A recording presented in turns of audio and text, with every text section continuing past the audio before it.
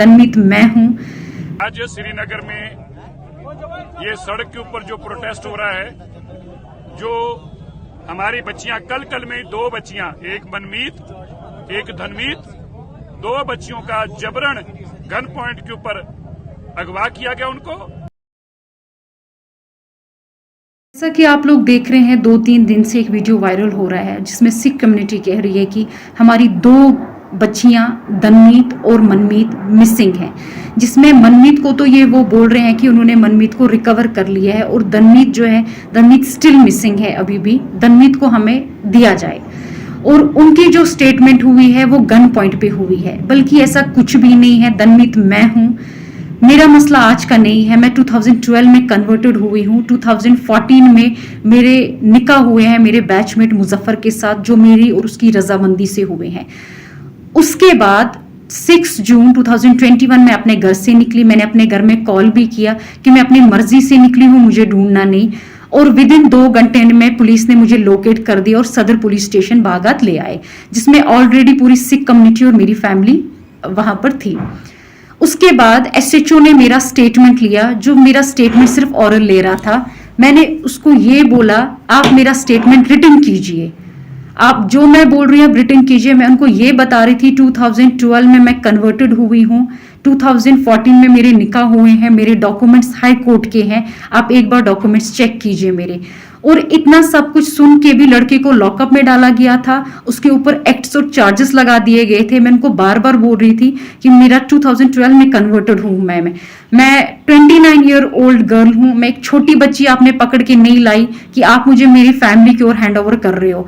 वो उन्होंने मेरी फैमिली को बिना कोई मेरी स्टेटमेंट रिटन किए हुए मेरी फैमिली को मुझे दे दिया। मैं बार बार उनसे ये कह रही थी कि प्लीज आप मेरे डॉक्यूमेंट्स देखिए। उन्होंने मेरे डॉक्यूमेंट्स चेक भी किए, स्टिल उन्होंने मेरी फैमिली को मुझे हैंड ओवर कर दिया।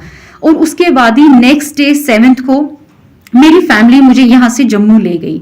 और जम्मू जाते ही क्या हुआ, जम्मू जाते ही वो लोग मुझे पंजाब ले गए। पंजाब में मेरे को अलग अलग फेडरेशंस मिलने आ रहे थे, वो मेरे को ब्रेन वॉश कर रहे थे। वो वहां पर मेरे को ये समझा रहे थे कि आप जो स्टेटमेंट है वो अगेंस्ट देना, लड़के के फेवर में नहीं देना। मैं वहां पर भी सबको यही बोल रही थी कि लड़के ने मेरे को कोई किडनैप नहीं किया है, मैं अपनी मर्जी से आई हुई हूँ। हमारे पास हाई कोर्ट के डॉक्यूमेंट्स है, आप वो देख सकते हो। लड़के के ऊपर जो भी एक्ट्स लगे हैं वो बेसलेस हैं, फॉल्स हैं, क्योंकि ये सब मेरी रजामंदी से हुआ है। हमारे जो डॉक्यूमेंट्स है वो हाई कोर्ट के डॉक्यूमेंट्स हैं। इतना सुनने के बाद भी उन्होंने मुझे कहा नहीं ऐसा नहीं हो सकता है, हम आपको उनके पास वापस नहीं भेज सकते हैं। मैं उनको बार बार कहती थी आपने कोई 16 साल की बच्ची पकड़ के नहीं लाई है, मैं एक मैच्योर गर्ल हूं, मैं एक एजुकेटेड गर्ल हूं। इतना सुनने के बाद भी वो मुझे यही थ्रेटनिंग दे रहे थे कि अगर आपने ऐसा स्टेटमेंट वहां पर दे दिया जो स्टेटमेंट लड़के के फेवर में होगा, तो हमारे शूटर्स वहां पर बाहर आपका वेट कर रहे होंगे, आपको निकलते ही शूट कर दिया जाएगा, या तो वैसा नहीं अगर हम करेंगे एसिड अटैक तो आप पे हो जाएगा, या हम उनकी फैमिली पे एसिड अटैक कर देंगे। वो मुझे थ्रेटनिंग सीधे दे रहे थे मेरे फेस पे। उसके बावजूद भी मैंने उनको कोई वीडियो नहीं दिया। वो मुझे कह रहे थे आप हमें अपना वीडियो दीजिए, वो वीडियो हम कश्मीर में दे देंगे, कश्मीर का जज उस वीडियो पे अपनी जजमेंट दे देगा।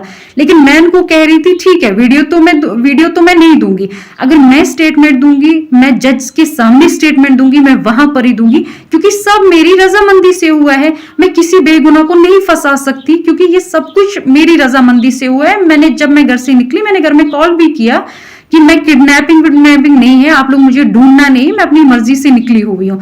और उसके बाद भी उन लोगों ने मेरी बात नहीं सुनी।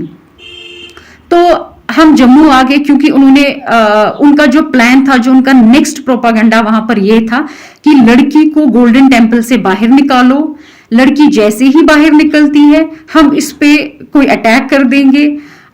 मे बी वो कुछ भी हो सकता था, वो एक्सीडेंट भी हो सकता था, वो शूट भी हो सकता था।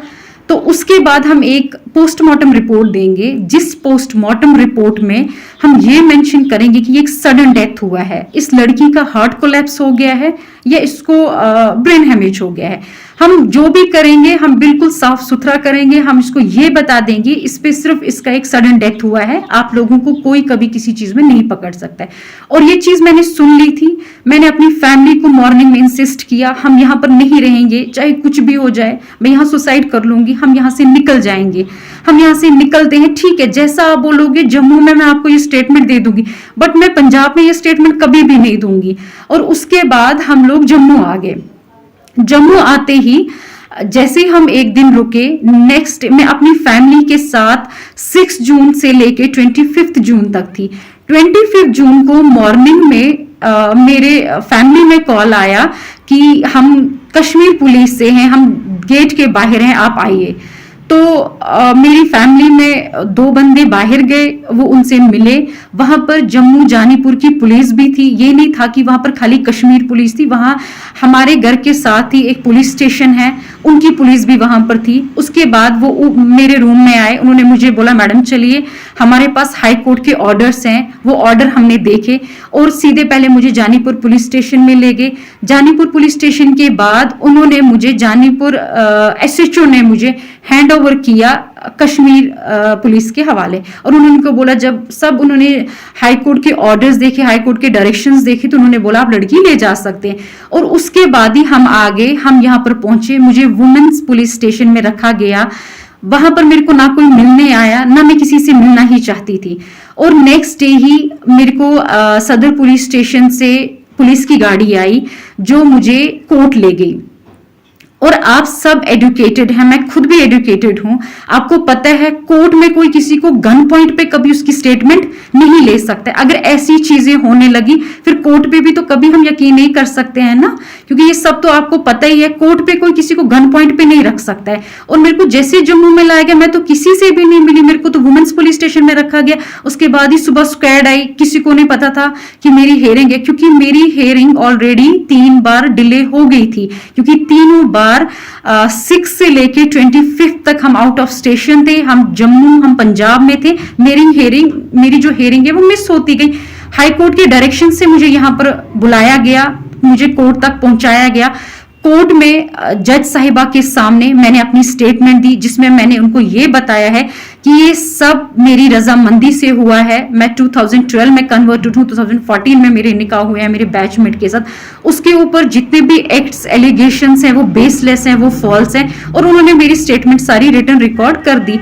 तो आप सब भी ये जानते हैं कि अगर जज के सामने भी कोई किसी को गन पॉइंट पे रख सकता है तो हम तो किसी पे यकीन नहीं कर सकते हैं।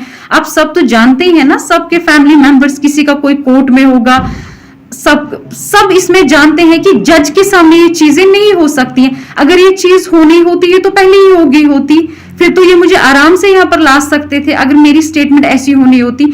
और जज के सामने ऐसा कुछ भी नहीं होता है, ये आप सब वेल नोइंग और वेल अवेयर हैं। और मैं एक एजुकेटेड गर्ल हूँ, मेरे को पता है मेरे राइट्स क्या हैं क्या नहीं है। सो प्लीज आप इसको एक रिलीजन का मसला मत बनाइए, एक पॉलिटिकल इश्यू मत बनाइए, एक माइनॉरिटी किस्सा मत बनाइए, क्योंकि जो चीज अपनी रजामंदी से होती है इसको माइनॉरिटी में मत लाइए, क्योंकि मैं अपनी मर्जी से कन्वर्टेड हुई हूँ। और प्लीज मैं सबसे ये बोल रही हूँ कि ये 2 दिन और 3 दिन का मसला नहीं है, 2012 का मसला है। मेरे डॉक्यूमेंट्स पूरी सिख कम्युनिटी के पास है इस टाइम पर। मुझे समझ नहीं आ रहा है वो ये क्यों बोल रहे हैं गन पॉइंट पे रखा गया है। हम कोई छोटे बच्चे नहीं है, मैं कोई छोटी बच्ची नहीं हूं, मैं 28 इयर्स ओल्ड गर्ल हूं। मेरे को कौन गन पॉइंट पे रख सकता है? ऐसा है कि ऐसा भी होने लगा, गन पॉइंट पे स्टेटमेंटें होने लगी, फिर तो मुझे लगता है हर एक स्टेटमेंट ऐसी होनी चाहिए।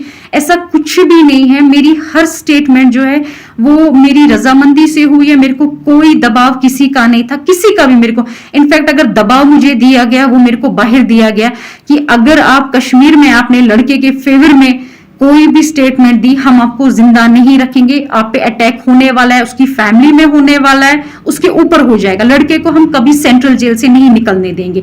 यहां पर तो वैसा मेरे को कोई थ्रेटनिंग नहीं था, मैंने तो फ्रीली अपनी सारी स्टेटमेंट यहां पर दी है। और प्लीज मैं आप सबसे ये बात बोलती हूँ, इसको प्लीज रिलीजन को बीच में मत लाइए, माइनॉरिटी को कम से कम बीच में मत लाइए, क्योंकि ये माइनॉरिटी का किस्सा नहीं। आप लोग प्रोपेगेंडा बना रहे हो, माइनॉरिटी में ऐसा हो रहा है वैसा हो रहा है, ऐसा कुछ भी नहीं है। मेरे को अपने राइट्स पता है, मेरे राइट्स क्या है। सो प्लीज आप ये चीजें मत इसमें कीजिए, माइनॉरिटी को बीच में मत कम से कम लाइए कि माइनॉरिटी को देखे हमारी बच्चियों के साथ ऐसा हो रहा है वैसा हो रहा है। क्योंकि बच्चियां बच्ची नहीं है, जो बच्ची 28 इयर्स ओल्ड गर्ल है उसको तो सुप्रीम कोर्ट के ऑर्डर्स है, वो अपने राइट्स खुद चुन सकती है। Right to religion, right to marriage, ये तो आप सब नोएंगे इस बारे में।